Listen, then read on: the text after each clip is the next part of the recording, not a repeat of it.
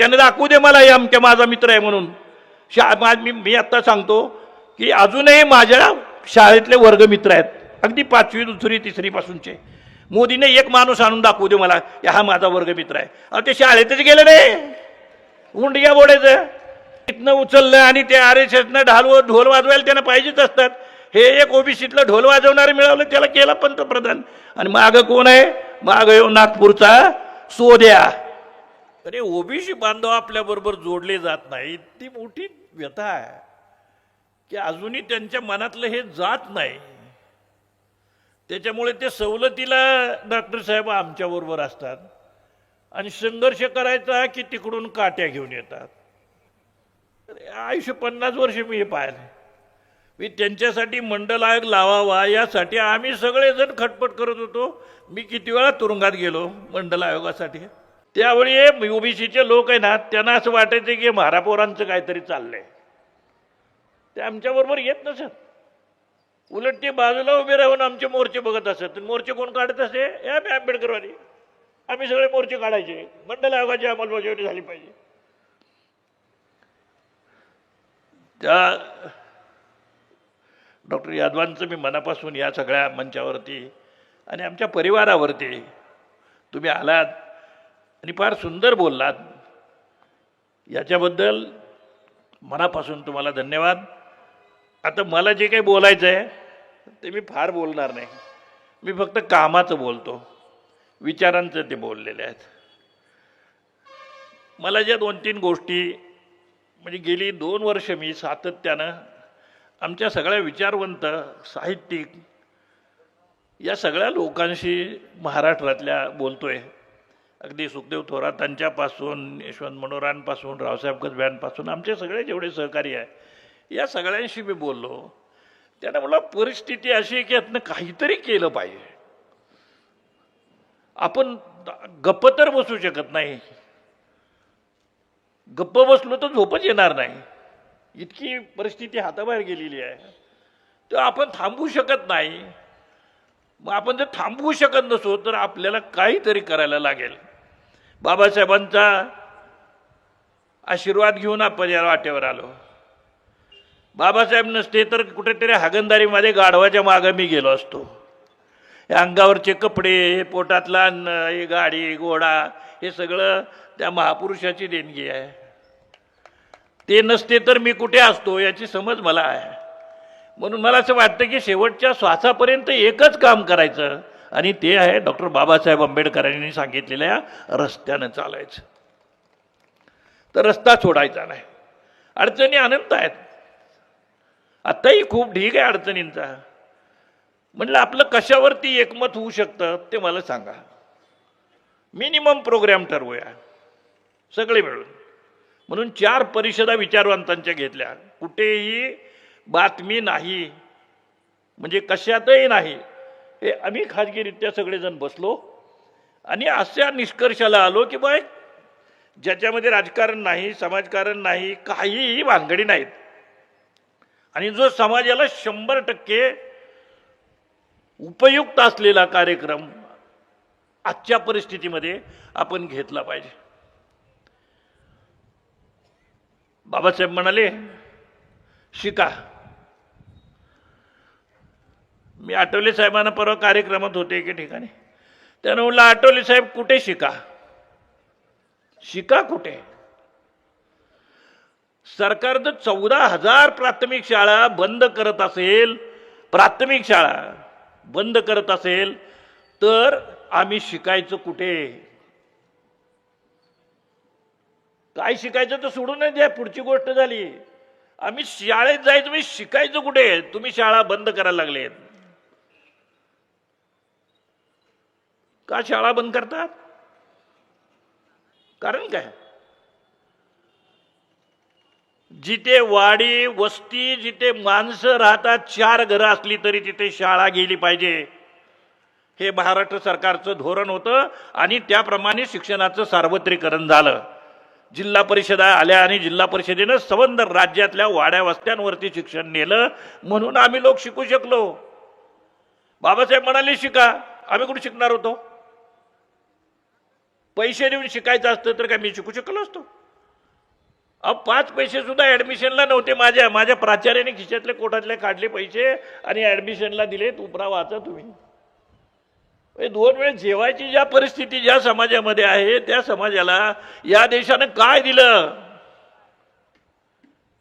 या देशानं फक्त आम्हाला शिक्षण दिलं, ते सुद्धा काही लोकांना, दुसरं काहीच नाही दिलं.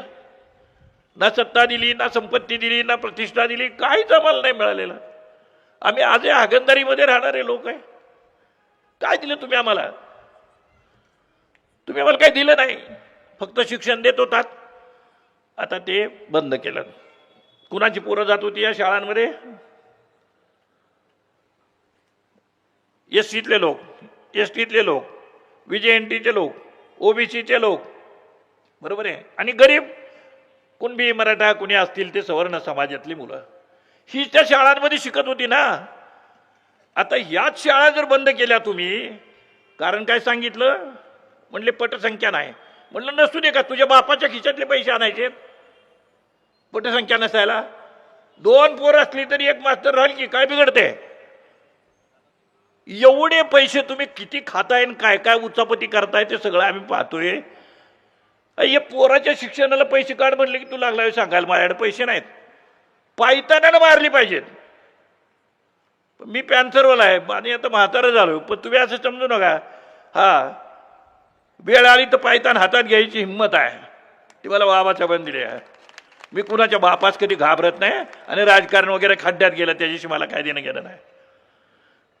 कशा आमचं राजकारण म्हणजे आमचं राजकारण काय? आमचं राजकारण म्हणजे अन्न, वस्त्र, निवारा, आरोग्य, शिक्षण, हे आमचं राजकारण. यासाठी संघर्ष हे आमचं राजकारण आहे. आहेच, हे राजकारणच आहे. आमचं धर्मकारण सुद्धा राजकारणच आहे. हो. आणि एवढं सगळं केल्यानंतर आता या दोन्ही सांगितलं की काय शिकवायचं ते ठरवलं. आता जर प्राचार्य बाई एवढी विद्वान, ती जर आपल्या हातात शाळेत कॉलेज पुढे गाई बांधते आणि तिचं शेण आणून स्वतःच्या कार्यालयाच्या भिंती रंगवते, आरतीला सस्पेंड करून फाशी दिली पाहिजे ना?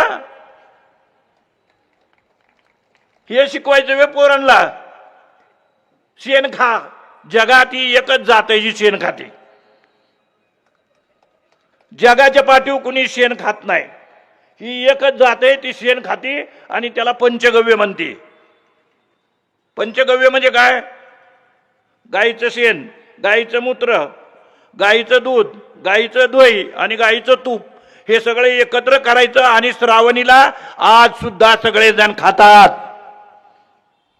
नाही म्हणू दे त्याने. ज्योतिराव फुल्यांच्या चित्रामध्ये दाखवलं की ते बटू एक आहे आणि ते शेंडी राखलेला आहे आणि ते दगड मारते, ते शेण मारते सावित्रीबाईंना. काय चुकीचं आहे? चुकीचं काय त्याच्यामध्ये? आमच्या भावना दुखावल्या.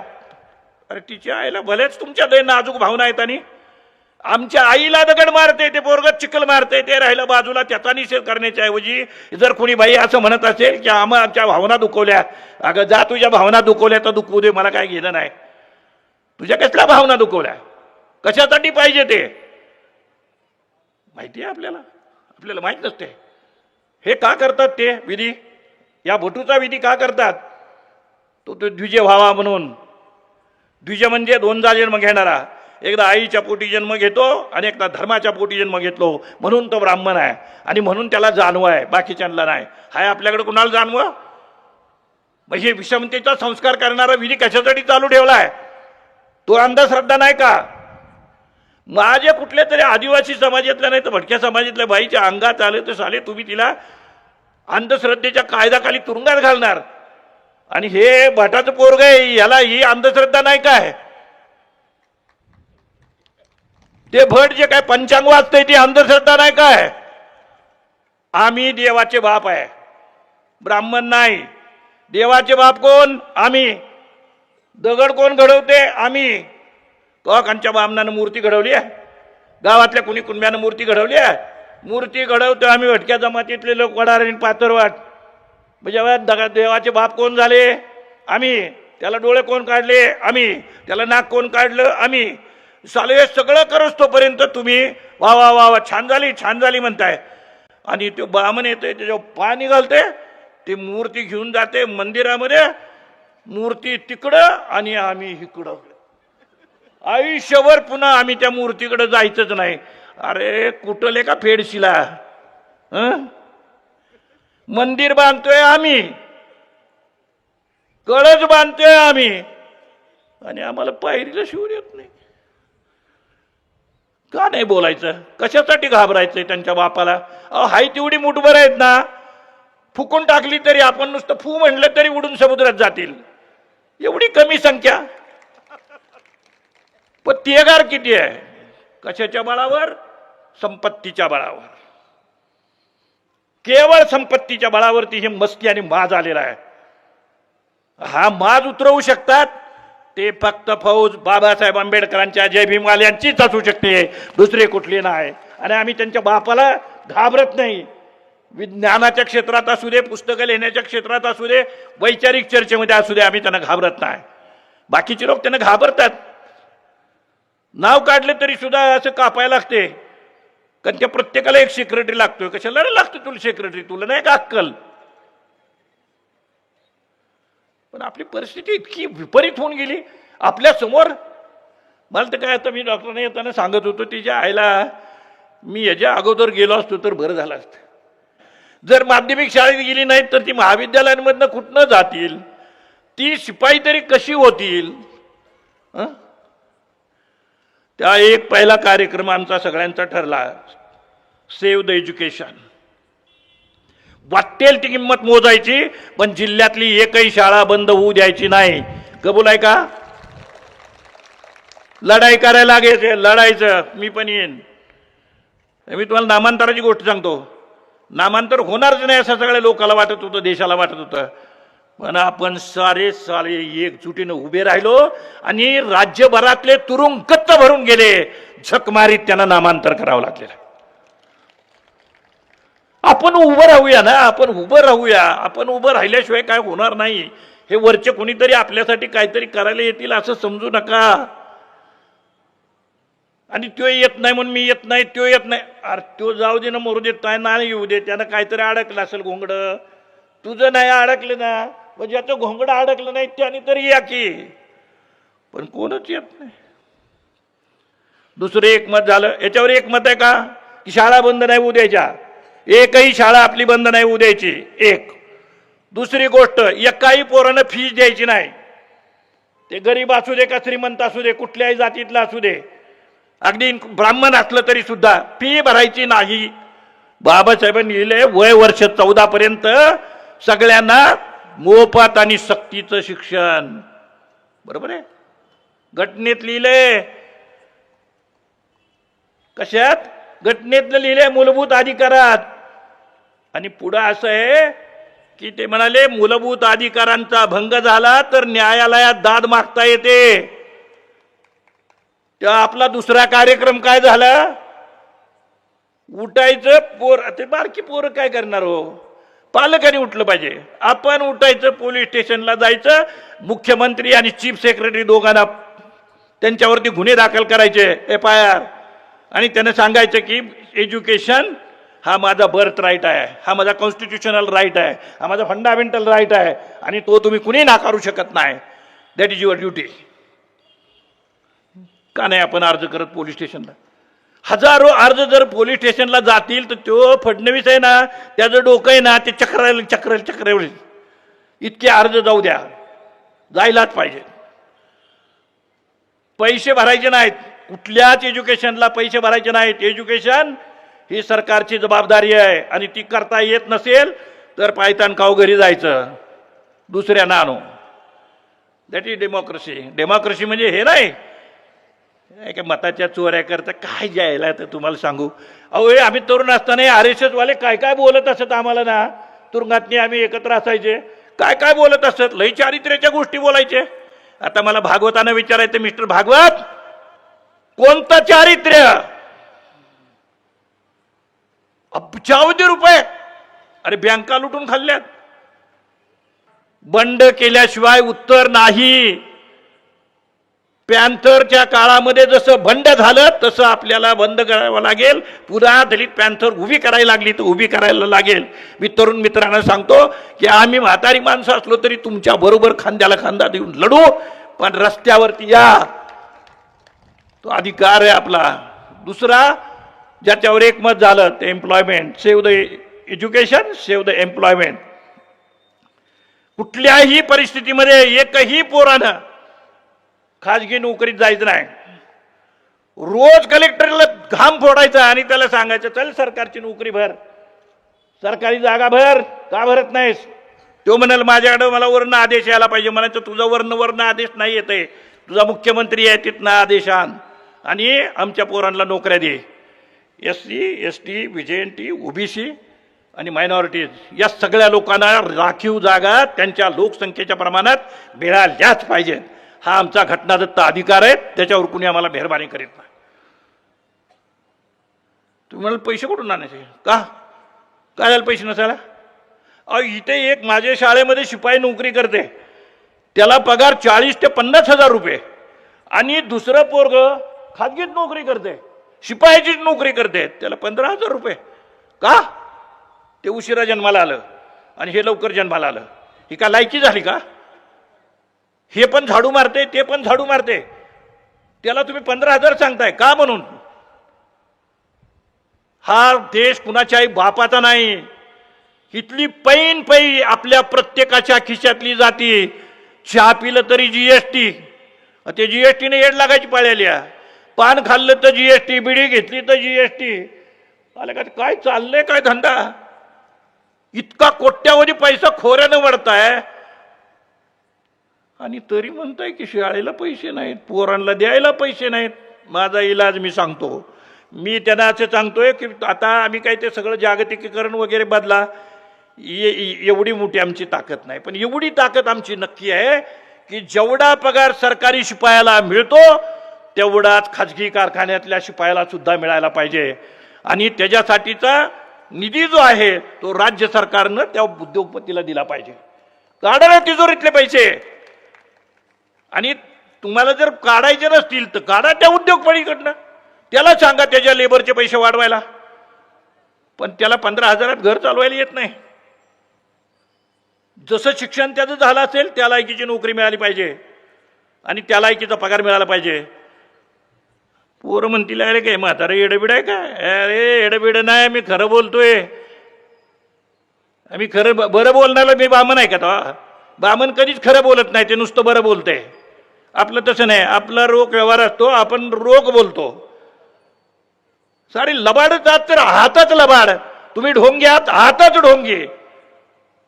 अरे महात्मा फुलेंनी सांगितलं त्याच्या एक पट सुद्धा अशोकराव आपण बोलत नाही. आपण फार सभ्य लोक आहोत. महात्मा फुल्यांचं वाचायला गेलं ना तर असं अंगावर काटा येतोय की त्या काळात पेशवाईच्या अखेरच्या दिवसामध्ये हा महापुरुष पुण्यामध्ये जे काही संघर्ष करत होता त्याच्या पोटी आपण त्याचा विचार घेऊन पुढे जाणारे लोक आपण जर मरणाला भ्यायला लागलो तर कसं काय व्हायचं? त्या मित्रांनो, मी मरणाला भीत नाही. मी तुम्हाला आत्ता सांगितलं, मी कधीच मरणाला भिलो नाही. 2दा-3दा मारायचा प्रयत्न केला. मी बौद्ध धर्म स्वीकारला, 42 जमातीनं घेऊन धर्म स्वीकारला. कमी त्रास झाला का? काय म्हणून तुरुंगात घातलं मला 3 महिने? का माझ्या गाडीचा अपघात झाला होता? या प्रश्नांची उत्तर मी कधी मागितली नाहीत. का झालं? मी धर्म नसता बदलला तर सवर्ण माझे विरोधी गेले नसते आणि त्याने मला बहिष्कृत केलं नसतं. हे नीट लक्षात घ्या. आज हा सगळा समाज, या 42 जमातीचा समाज तुमच्या सगळ्यांच्या पाठिंब्याने मजबूतीनं उभा राहिलेला आहे, परागंदा झालेला नाही.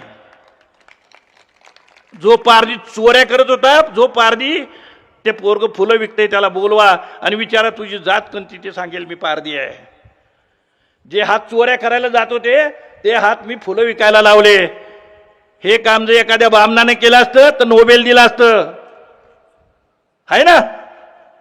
पण आपण कितीही सोन्याचं, बाबासाहेब म्हणाले ना की आपण कितीही सोन्यासारखं काम केलं तरी त्यांच्या दृष्टीने त्याची किंमत शून्य असते. आणि त्यांचं पोरग इथं जरा शी केली तरी सुद्धा ते एवढा डोंगर करतील. मीडिया त्यांच्या हातात आहे. यांच्याबरोबर पण भांडण केलं पाहिजे. मीडियावाल्यांच्या बरोबर भांडण करायलाच पाहिजे.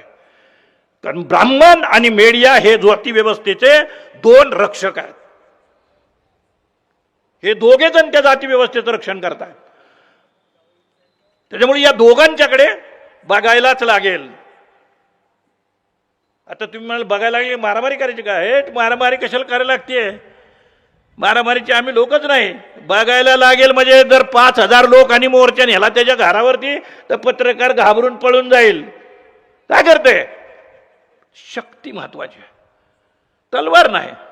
ते आपल्याला सांगितलं त्याने की लेखणी हातात पाहिजे. मी काय केलं? लेखणी हातात घेतली. हो, बाबासाहेबांनी माझ्या हातात काय दिलं, तुमच्या हातात काय दिलं? लेखणी दिली ना.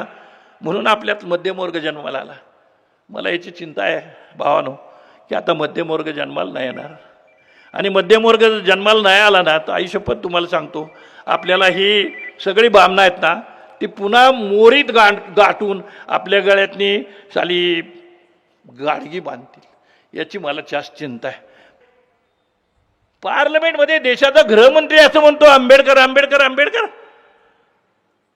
मी तिथं नव्हतो, हे त्याचं नशीब. मी जर असतो ना तर त्याला तिथं नागडा करून मारला असता पार्लमेंटमध्ये.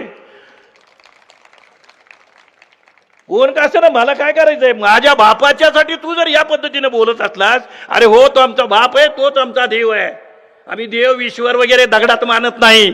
तो आमचा बाप, ज्याने आम्हाला कोट्यावधी लोकांचा बाप आहे. जगातल्या कोट्यावधी लोकांचा हा बाप आहे. मी त्याला बाप म्हणतोय, पोरगही माझं बाप म्हणतोय, नातवंड पण त्याला बाप म्हणते. आणि पुढे सुद्धा ज्या पिढ्या येतील ते त्याला बापच म्हणत राहतील. म्हणून मी सांगितलं अजिबात गडबड नाही करायची. शिस्तीनं आपल्याला जय भीम बोलायचं आहे आणि शिस्तीनं आपल्याला चळवळ उभी करायची आहे. या 3 गोष्टीवरती कोणाचं मतभेद व्हायचं काही कारण नाही. झेंडा तुमचा काय पण असू द्या, आपलं काय म्हणणं नाही. पक्ष तुमचा काय पण असू द्या, आपलं काही म्हणणं नाही. पण या 3 कार्यक्रमाच्यासाठी आपल्याला अशोकराव उभं राहायला लागेल. जर उभं राहिलो नाही तर पुढचा काळ आपल्या पिढ्यांना गळ्यात गाडगी बांधायला लावेल. सगळी लक्षणं ती आहेत. वर्णव्यवस्था शिकवायला आणलेली आहे, विद्यापीठांमध्ये वर्णव्यवस्था शिकवली निघालेली आहे. तर हे एवढं कळल्यानंतर सुद्धा आपण जर शहाणे होणार नसू तर म्हणजे काय प्रत्यक्ष आपल्या गळ्यात गाडगीच बांधायला पाहिजे का? मग आपण उभे राहूया. मी म्हणतोय म्हणून नाही, मी तुमच्यापैकी एक आहे. हे सांगितलं याचं कारण मी जर तुमच्यापेक्षा वयानं मोठा आहे आणि इतकी वर्ष चळवळी करत आलो आहे. पण आता जर थांबलो तर संपलो. गड्याहो, वेळ फार चमत्कारिक आहे. कोणावरही वरच्या विश्वास ठेवावा असे दिवस नाही. ते म्हणले तसं आहे, ते ढोंगी आहे. तो तिथे आला आणि हार घातला बाबासाहेबांना. खरं म्हटलं तर आम्ही इतके जिवंत असायला पाहिजे होतो की त्याची हिंमत नाही झाली पाहिजे होती दीक्षाभूमीवर जायचे. पण आपण नेवळ गप बसलेले की या या या या या पायगड्या घालतो या या या. अरे ते अडाणी माणूस आहे ना, त्याला लिहिता येतंय ना त्याला वाचता येतंय, नाही तर कुठल्या शाळेत गेलंय. हे मी जबाबदारीनं बोलतोय. त्याने दाखवू दे मला अमक्या माझा मित्र आहे म्हणून. मी आत्ता सांगतो की अजूनही माझ्या शाळेतले वर्गमित्र आहेत, अगदी 5वी 2री 3री पासूनचे.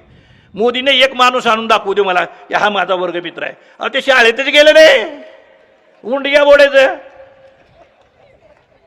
तिथनं उचललं आणि ते RSSनं ढोल वाजवायला त्यांना पाहिजेच असतात. हे एक ओबीसीतलं ढोल वाजवणारे मिळवलं, त्याला केला पंतप्रधान. आणि मागं कोण आहे? मागं येऊ नागपूरचा सोद्या. हा ते सगळे करत असतो चमत्कार. आणि आपण भलतीकडेच जातोय. तर तसं नको करूया. आपला शत्रू आपल्याला चांगला माहिती आहे. बाबासाहेबांच्या पानावरती बाबासाहेबांनी लिहिलं आहे, फुल्यांनी लिहिलं आहे, कबीरांनी लिहिलं आहे, आपल्या साऱ्या गुरूंनी हे लिहिलं आहे. आणि जर आपण त्याप्रमाणे वागत नसू तर अपराध आपला आहे. कुणासाठी करायचं नाही, माझ्यासाठी नाही, तुमच्यासाठी नाही, तर आपल्या भावी पिढ्यांच्यासाठी भावानो हे करावं लागेल. हे नाही केलं तर अडचणी होतील. मी धम्मावरती केव्हा तरी पुन्हा बोलेन, तुम्ही मला जरूर बोलवा. मला तुमच्याशी धम्माच्या संबंधी बोलायचं आहे. कसा धम्म प्रचार केला हे तुम्हाला मला सांगायचं आहे. परवा एका वाहिनीवर मी बोललो. अशोकराव इतक्या बौद्ध भिक्खूंच्या मला प्रतिक्रिया आल्या की ते सगळे सांगायला तुम्ही आमचे वर्ग घ्या, तुम्ही काय पद्धतीने हे काम केलंय ना त्या तुम्ही आम्हाला शिकवा. तर म्हणलं भंतेजी शिकवायला लागत नाही. तथागताने असं सांगितलं की प्रश्न निर्माण झाला की लोकांमध्ये जाऊन बस, लोकांमध्ये बोललास ना की तुझ्या प्रश्नाची उत्तर मिळतील, तू लोकांमध्ये जा. आता म्हणते जे तुम्ही लोकात जात नाही. मी रोज लोकात आहे, त्यामुळे लोक मला शिकवतात. त्या धम्म कसा नेला ते मी सांगेन. आणि दुसरं, आज काय चाललेलं आहे त्या सगळ्या 42 जमातीत हे पण सांगेन. आत्ता वेळ नाही आणि अंत पाहण्याचं माझा स्वभाव नाही. तुम्ही एवढं ऐकलत, रगड झालं. बागल सर्व्हिसेस सुरक्षितेची खरी साथ. आरोग्य विमा, वाहन विमा, टर्म इन्शुरन्स, जीवन विमा, म्युच्युअल फंड गुंतवणूक, सर्व कंपन्यांची विमा व क्लेम सुविधा. आमचा पत्ता shop number 26, metro complex, Kuldan road, Karjat. संपर्क क्रमांक 9011400903. एक वेळ अवश्य भेट द्या. बागल सर्व्हिसेस, तुमच्या आर्थिक सुरक्षितेचा विश्वासू साथीदार.